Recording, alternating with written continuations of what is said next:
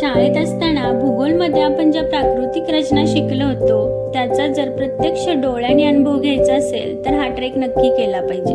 तो म्हणजे जिथे घनदाट वनातून सूर्यकिरणे जमिनीपर्यंत पोहोचूच शकत नाही असा अंधारबन ट्रेक.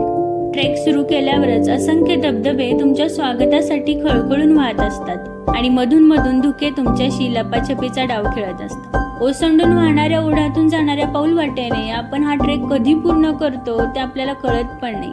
अशा या निसर्गमय ट्रेकचा स्वर्गीय आनंद आपण फक्त आपल्या आठवणींच्या कप्प्यात साठवून ठेवायचा.